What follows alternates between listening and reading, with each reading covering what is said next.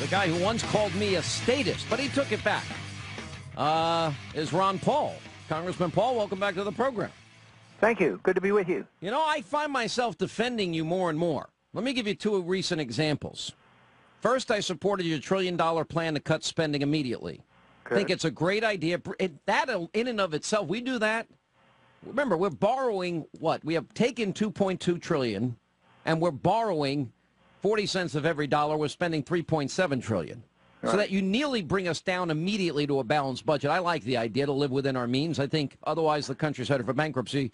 So I endorsed your idea. Great. Okay. Secondly, I thought the CBS debate where you got 89 seconds was deplorable. I wanted to get your reaction. Well, that's how a lot of people felt. And, you know, what's interesting is sometimes when you're treated that way, it doesn't always punish you like maybe they're trying to do, because the 89 seconds are now very well known. And you know, it was sort of like after I essentially tied you at the Ames straw vote. You know, that became the news itself. So, you know, I think no matter where you are in politics, politicians are always mistreated, you know, so to speak. But sometimes they truly are you know, we tend to be paranoid, but we are all, but we can be mistreated. But, you know, I sort of accept that. So up until now, I haven't said a whole lot about it. But the staff and I, we were pretty annoyed with the last debate. We've been treated, you know, more fairly in the other one. So this one was pretty outrageous. No, listen, I couldn't believe it, and I just think it's unfair. I mean, you're polling well.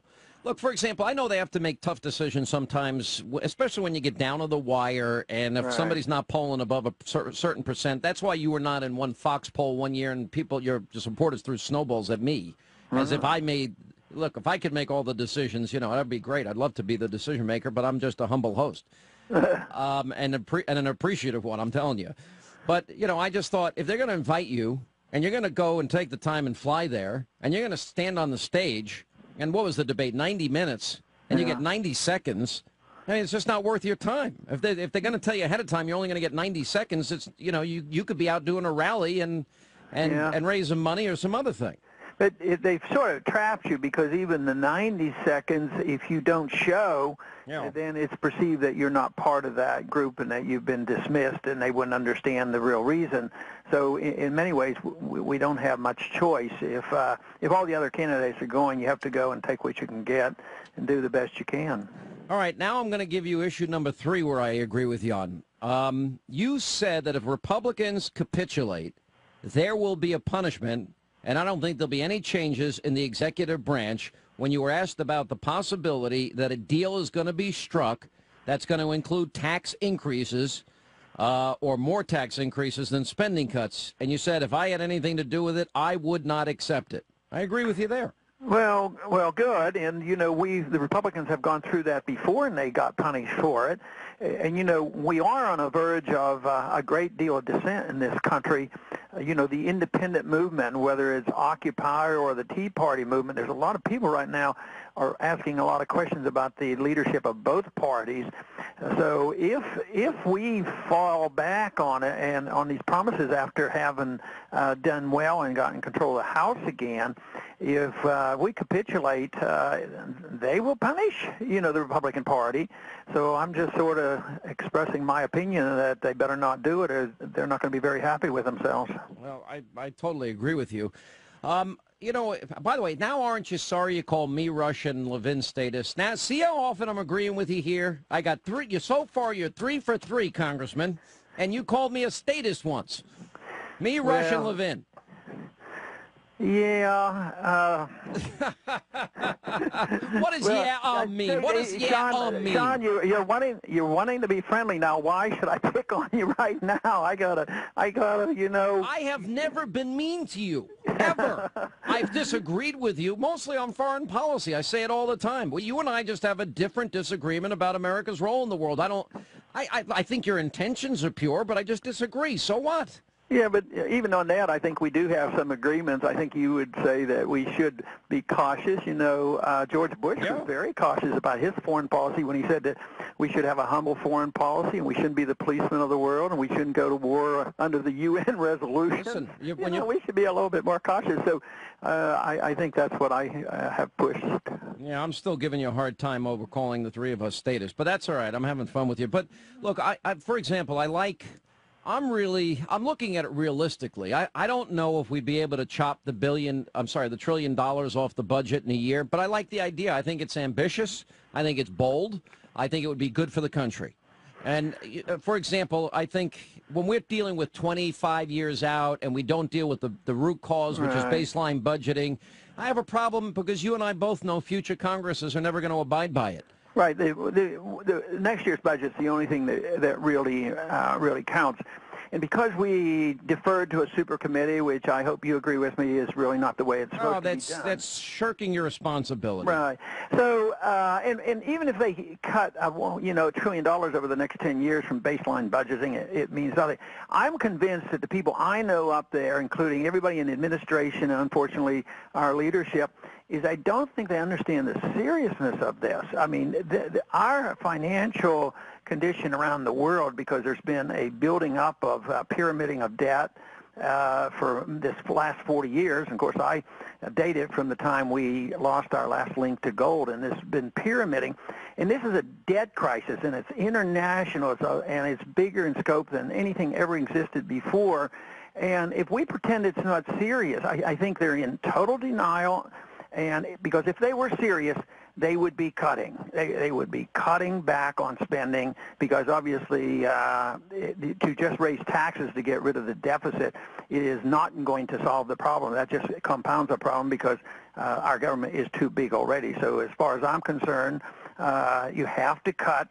But so far, I can't get very many people in Washington to agree with that. I get more on talk shows and people outside, Washington, and I think that's been helping me in the polling that I've gotten in the last few months. Well, I think you've done well. You came in fourth place in today's Fox poll with 8%, but you'd been polling in double digits pretty consistently throughout the race, but you seem to be just missing that top tier in polling. Why do you think that is? Well, I mean,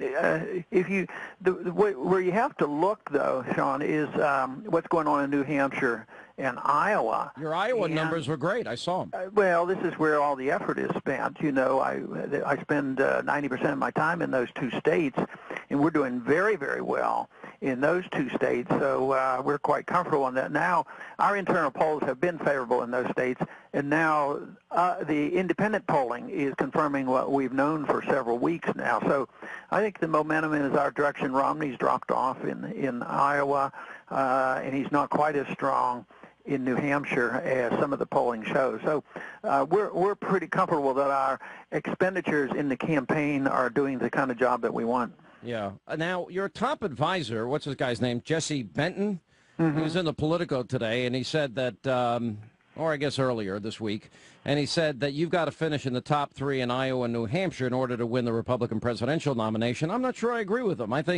I mean, certainly those would be states that you'd want to do well in, and certainly you need the momentum, and whoever does win either the caucus or the primary is going to get a lot of momentum and a lot of money out of those states. Right.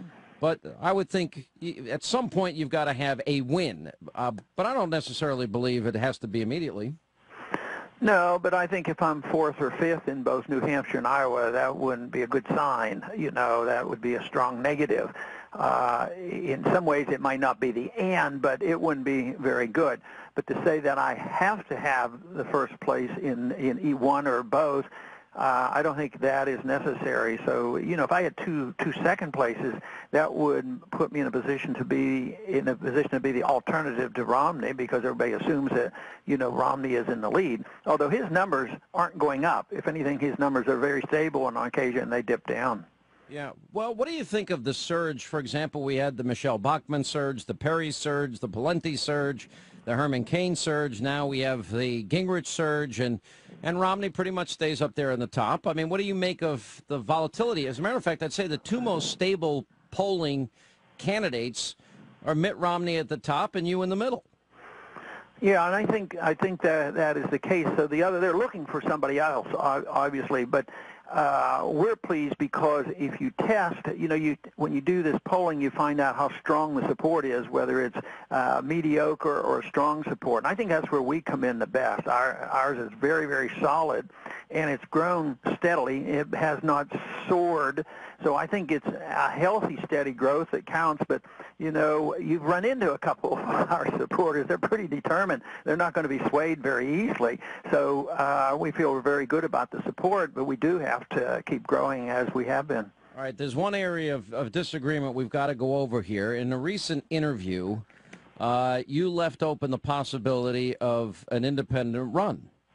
And look, I think we have a process. You've decided to run as a Republican in this race, right?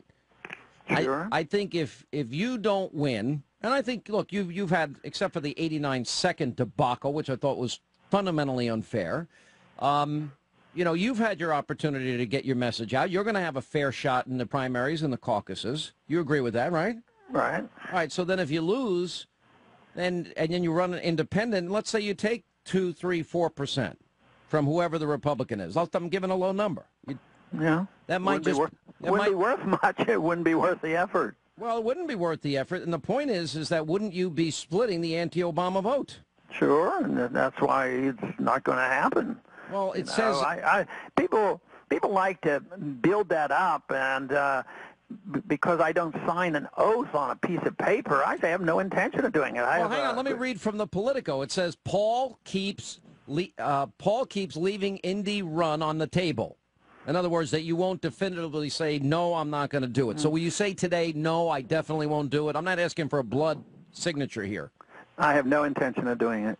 No. I have no intention. Is not saying, no, I'm not going to do it. You said I'd probably just get a few percentage and it would only hurt the Republicans. And well, you agree with that. You agree it would split the anti-Obama vote, right? You're smart. Yeah, so I have no plan to do that. No plan, so that means you won't do it.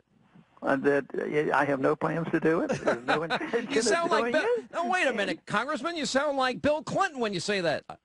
Well, but I'm also telling the truth. So I have absolutely no plan. They did this. No, I believe you have. Wait a minute. I believe you have no plan, but you're still leaving that door open just a crack, and I'm just wondering why you won't close it completely. Well, I guess just to keep you guessing a little bit. I mean, just to mess around with. It's not going to happen. It's just not going to happen. It's not going to. You are not going to do it then. I have no plans to do it. I didn't ask you if you had any plans or intent. I asked if you're not. I asked if you're not going to do it. See, well, no, I'm not. Come on, I'm go ahead, make some news for us here. Go ahead. I have no intention of doing it. That is not news. You already said that. I say I am not going to do it. That's what I've said all along, so they shouldn't interpret that to say that I'm planning to do it. I have no intention to do it, but doesn't mean you won't do it. I have one intention, one concentration is raise money, continue my campaign. And we're in second place right now in 2 key states, and I expect to keep doing that. And I expect to keep doing that. I have no plan to do this. Well, I've actually enjoyed getting to know you more. And I love Rand. Your son is awesome. Yeah, he's a pretty good guy. We're biased toward him too. Yeah. I'm going to have to now pressure him on your behalf. I'm going to say, will you tell your father to give me the news and break it on my program? All right, Congressman Ron Paul, presidential candidate, thanks for being with us. Good to talk to you, Sean. I appreciate it. 800-941-SEAN is our number. You want to be a part of the program. And much more coming up. We have a great Hannity tonight at